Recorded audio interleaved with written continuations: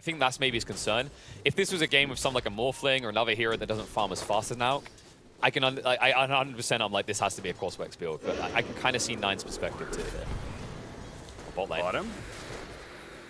Rockets up, 3-3, running in the trees, cutting through, a Matthew on top of him, and he ain't getting away. Matthew with the first blood. That just started with a rebound. He saw the rocket being channeled up, the homing missile, and 3-3, he was just dead before he knew it. The lane was level 2 impact combos. So it used to be Faceless Void Snapfire was the go-to counter to, for example, Rubik Beastmaster. And I think it's similar in this kind of lane, except for Saxa getting too slower, it really hurt him. And speaking of Saxa, he's going in deep because Matthew tries to save him, but that's way too many zombies. I thought we were an action game, not a thriller. Matthew is learning the hard way that this is a horror show. I really wonder what percentage of the audience is going to understand what you really just said right there, but either way, it was clever. I definitely give you props for that one. But yeah, no, great fight for the side of Tundra, clearly, and they get a couple of kills on the board. That's got to feel good for them. But yeah, those Wild Axes actually doing some decent damage, now level 2.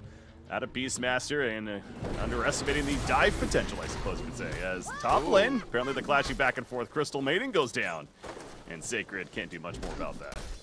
Yeah, it's interesting here. This is very dangerous to try and defend. Look at the positioning right now at Tundra. As soon as Snapfire's in range, Kisses are going to party. Phantasm on the backside, moves in to drive back from Sacred. Stun is going to come out. Matthew trying to save the day by getting rid of the Tombstone. Sacred able to walk off out of the Sunstrike. Matthew in a bit deep though, so Marcy should go down. Pandamu as well. And you got to hesitate to defend this. I mean, Thunder, they're coming in with Dark Mago, but I'm not sure what you can do other than die here. Mistakes have been made. Primal War was committed, and now they might end up losing Sacred as well. He tries to save a hero. Save a hero syndrome will be his downfall. And just like that, a tier 2 push turns into a tier 3. Well, you mentioned nearby, but they're going to go deeper looking for targets. However, Skidder has moved south side. So they might not connect with the prime targets. They'll have to settle for 33 instead. They will hop straight on top, and Primal War's going to come out. Looks like the team's going to commit to a fight, dodge it out on the Starbreaker. They're in pretty deep. Thunder need to think about retreating here. Reinforcements for Thunder rather, are arriving. They are going to commit the Solar Guardian, going deeper. Offered up an opportunity, 33 gets taken out. Saxa is down, and that might actually end up being not just a tier 2 tower, a tier 3 as well. To be fair, KP, they did. For Thunder. BKB. He's going to be able to move away. Tombstone won't frame enough, but he did have to use the BKB, and now this is where Tundra will hop out and look for a kill. 9 goes in. Tornado, the ice wall put down. Matthew, he's going to feel that slow. Nice force staff away from his teammate, though. Gyrocopter in better positioning, but not good enough. He's forced to fight. The Black Cannon is not going to be good enough. Pandamu with the freezing field, though. It's some good damage, but he will eventually fall as well. It's Alchemist, the sole survivor. TP's back to base, gonna push out this bottom lane push that's happening, but Tundra, what a fight! I mean, what seemed like a lot. Awaken, and Thunder Awaken clearly is feeling it in terms of, oh, Pax kind of feeling it. Yeah, Gyrocopter. Kaz might be in trouble. No. Trying to get range. He's pretty free. He loses vision. He was about to scream, but he couldn't quite keep his eyes on it. Saxa, look how far he's going. They drag him out. No. Primal Roar now comes out of Dark Mago. Solar Guardian can't save him. The buyback feels like a waste unless Pakaz can clean up. One down, but plenty to go. Saxa stands his ground with the Tombstone there, but will be cleaned up in the end. But Tundra will take that fight every day of the week. They will. Now, we do see the presence. Literally in this situation. If you check the Gyro, you notice he's suddenly got an axe, courtesy of Dark Mago. So Dark Mago is finally handing over his heritage, right? The lead to his Gyrocopter to take control of the game, which is why you see them essentially switch spots in the network. But now they're going to Gyrocopter. Primal Roar comes out. He's gone. Thunder's hopes are now being crushed. Sacred is going to be found on the side. That will be a dieback. No way he's getting out of this one. Gone for 70 seconds. Gyrocopter dead for 40. We could be looking at lane here. Tundra deserves so much credit here. Yes, the vision is another big They get just in range. Primal Roar comes out, and even if you're the quickest fingers in the world, if you're the quickest drawer in the West, you are probably still going to be gunned down by Tundra. Oh, 5-player smoke. Tundra looking for another jump. Then they found one. They find the Marcy, the prime target, but they'll pick her up. She does have buyback, but now they catch Gyrocopter. Yep, the hot to the side. There's the primer roar. Dawnbreaker coming in, trying to save the day. BKB gets it off just in time. And now here's the turn potential. Pops the Satanic. Alchemist jumps in as well. Skinner trying to hold his ground the best that he can. He's going to take out one, but now he's in trouble. They do kill Beastmaster. Does Thunder Awaken, and Pakaz is doing some damage as expected. There's the kill on Skinner. Over here, the sheep up on Alchemist, but he's already done his job. In fact, Snaking's dead as well, and they are going to catch 9 once again. And 9 will fall. They only lose the Dawnbreaker in the big picture beyond the Marcy buyback. Triple kill for the Alchemist. That is right. If you look at her items, she's poorer than CM. She only has a 4-star, so Marcy, although she saves the day, it's very dangerous. And the interesting difference is it goes back to the idea that it's all about enabling gyro. Usually Marcy's about how do I stop a carry, but not this time around. Speaking of carry though, Dawnbreaker has been found out. Once again, have to retreat, and Skidder needs to be careful because this time he doesn't have magic immunity. Meatballs being dropped onto the salad, but I don't know if Skidder can turn this. Stun's going to come out, tries to go for the kill on the CM, but he gives his life over in the end. 3 are dead on the side of Thunder, though. Invoker just picking and poking at the side here. Allows them to take activate. I guess it's going to be picked up. Kisses has been used. Primal Roar will just allow them to retreat. Saxa drops the tombstone on the high ground to ensure that. They're hesitant, though. They feel like they need to get some for good reason. They're going to hop in now. Skidder does get the stun out the Gyrocopter. There's going to be a save coming out from the Solar Guardian. On the backside, though, CM has been found out by 9. Small kill, they need bigger ones. Saxa is going to go down. That's the dieback. Dead for 100 seconds. Snaking now being forced to try and commit, but there's nothing left for them to commit on here. Thunder still clearly come out ahead. Yeah, again, they certainly have to have their own effort with the supports and everything, but it feels like a much easier game to win now for Thunder Awaken. Guys, this is popped. The Partin. Solar Guardian's going to come out. Skidder's going to be pursued. Forced to use the BKB, even after 4 stuff. Nice disarm to push back, but Snaking is done in this realm of existence. Just the one. It's the same thing. Tundra goes in, they initiate, the Dawnbreaker Solar Guardian comes out, they retreat, and you know, they just hope to all survive. So it's the rinse and repeat, but the repeat's not necessarily working for Tundra in terms of gaining some ground. In fact, they're losing a lot of it, and they're going to buy back on Snapfire. There is no Solar Guardian currently, but the engage with a big concoction. Sun on 2, the blow up on Invoker. He buys back immediately. Got to be careful not to go too far if you're the Alchemist. Focus on the tier 4s. That's what Pakaz wants to do. Primal Roar, it's still on cooldown for 30 more seconds, by the way. So he's got Divine Rapier. Down the meatballs, but no, he gets saved from his teammates. They're going all in on him, but he's getting pushed away. Pops the Satanic and turning right back in. So once again, Tundra has to retreat. These ice walls, they're doing some work. It's not enough, though. He's got Divine Rapier. This Gyrocopter has to be addressed directly right now. Twice over at that. Stun's going to come out. Control him seems good, but the Solar Guardian save. All that evasion. There's no way through it. This is done. Thunder are easily going to take out the throne before he can be taken out twice. Gyrocopter down to half HP. They're attempting it. Hex is at least going to sail for the moment. First life is gone. It's only him and Marcy versus the world. The double tombstone, maybe they have a way of recovering this. Primal Roar comes out. BKB was used by Pakaz. He still has the cheese to work with. And Skidder is already dead. It's Gyrocopter versus the world, and he has dominion overall. Thunder Awaken rather, become the Predators here and take game 1. What a way to finish this one. Beastmaster just going in, says, you know what, you deserve it. The godlike ultra kill. For a second there, I thought KP, I'm like, wait, is Tundra actually going to potentially stall this at least and give themselves hope? I mean, they picked off everyone around him at that point. Thunder Awaken clearly was just going full YOLO, trying to actually finish the game, which is understandable.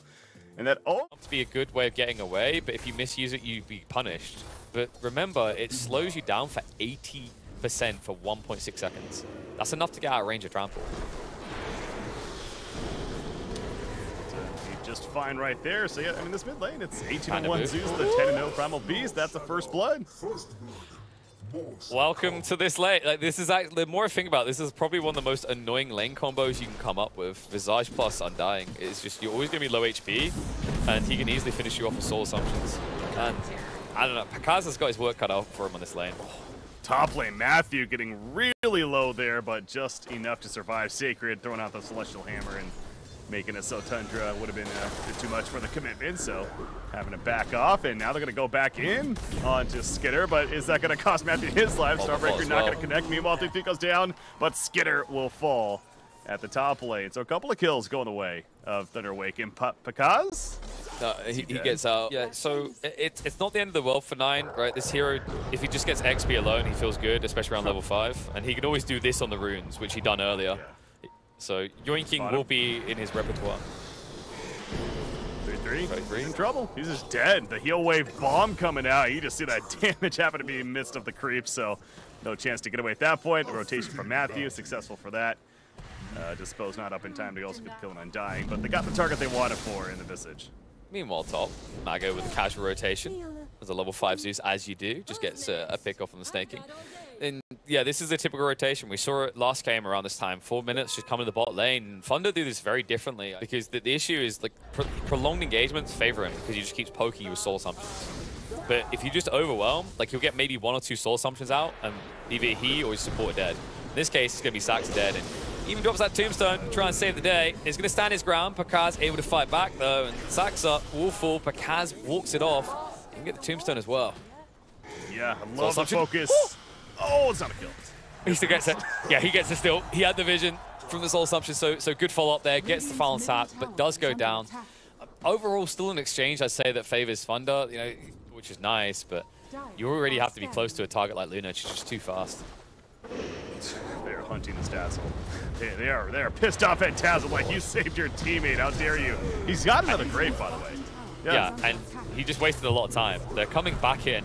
Stun on the 2. No way. So Assumption follow up. We'll get the kill on Dazzle and bring Marcy low. Luna is going to be controlled by the Pulverize, but Zeus has now arrived and is ignored. Pakaz will at least try to take out the Tombstone before going down. It is going to be a double kill for 33. But Tundra can't even think about the tower. They have to run away because of Mago.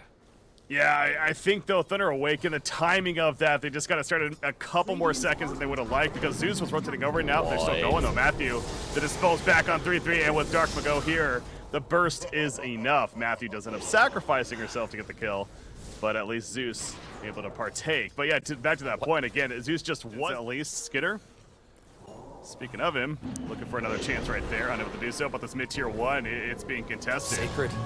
He already used the Celestial Hammer. He has no way out. Eclipse. Skitter, he gets the ult off just in time. Saves him from imminent death there. Pakaz did commit the Eclipse. Now the charge through comes in with the BKB. Luna's gone. Not just Luna. Sacred went back in. Save a hero syndrome strikes again for Thunder. Yeah, that's understandable what he was thinking, absolutely. I mean, that is his role this game. To look for fights. He wants to be on the edge, just poking and prodding. Yeah, and that's where Dawnbreaker is also potentially playing a little bit different as well in comparison to the previous game, because she is that frontline, speaking of, and she's the one that maybe is going to be engaging first. And speaking of that, Slark finds her, and she's just dead. The Celestial Hammer ain't going to work when you're frozen in place like that, thanks to the Frostbite, and they find the Zeus. That's the bigger kill. The Pulverize coming out. Luna's like, I got to go. What do you want me to do? Sorry, buddy. TP's out correctly, but Zeus is dead for 40 seconds, and I think Roshan might be on the menu now. Mitigation to take advantage of, and even great against the Luna. Obviously, it goes back to her Eclipse use potentially in these upcoming fights. That's going to negate so much of that damage potentially. Look at this balance. God, the Axe is so good on this hero. Now, Skitter, though, he's got to be careful. Going to pop the Shadow Dance. He does have the Shard, so he has a Depth Shroud as well. Worst case, and that still is online. Oh, my God. Yeah, I mean, this Eclipse isn't going to do anything. He can just Depth Shroud to save them. It's like, yeah, guys, walk closer. Why are you running away? Be safe here. Let's go find them on the side. Dazzle again in trouble. I mean, this is even worse than dying. This is actually so much worse than just dying. You're just stat padding the Slark further. He loves these long fights. Talked about with the draft. And what's one of the best heroes for them is absolutely the Slark. 9 is hunting, though. Take anything you can find at this stage. They've found the Luna. Stuns are going to connect. She's got the BKB, but hasn't used it yet. Pounce comes in from Skitter. He's going to commit the Shadow Dance early. Sacred with the stun control, but there's the Primal Beast on the side. They'll hop across onto the Dazzle. It cancels out. You see the Pounce interaction right there. Eclipse on the side, but Pakaz is just leaving. Everything has been used. They have achieved nothing, and Tundra originally were looking towards Roche. Now they might just look towards the base. I mean, the kite-ability of this Radiant team is actually fairly impressive, I'm not going to lie, but it's just going to be all for naught. 2 more dead. There's a buyback on a Marcy right there. I'll say Luna understandably spent all that time trying to kill the Tombstone, wasn't even able to do so successfully, and she's in trouble again. She's going to need another 4-step to survive. They killed Marcy, who went too far, and now it's Dawnbreaker's turn to go too far, and that's a dieback on her as well as the Marcy, and now the Roshan is just very easy. for Tundra at this point. Full stuff in. Kaz has to use the BKB. Holding on to that Eclipse for the time being, though. Skidder doesn't have the Shadow Dance, but does have the Aegis. And finally, Eclipse is going to come out. Thundergod's Wrath as well, but 33, protected by the Stoneform. Depth Shroud makes sure that Skidder's going to be able to heal up and come back in. And now 9 is ready to party. Moves in deep with the trample, onslaught through to break the formation. He'll finish off the master, they'll chase even deeper, and this game is looking fried right now. Buyback comes out from Zeus, but Kaz is still ready to fight, but doesn't have anything left to contribute. Solar Guardian is going to be committed, not able to connect on any heroes, and they are just falling apart. Snake King still stays alive, they turn around, Dawnbreaker's going to be brought down, they're backing with the Pulverize onto the Luna, and that should be game, because Thunder have no way of holding on here. And again, what to reiterate, the long fight, GG's just called, but I was going to say, Slark, you look at the stacks that he has throughout that very, very long fight that took place. And I mean, Tundra Awaken, they did do everything. They honestly played that pretty well, considering the circumstances. Wow. They, similar to the first game, the supporting cast especially, they were keeping their raid boss carry alive, in this case, the Luna, and she was able to survive for long periods of time. But it was just too much different of a draft. Luna's damage.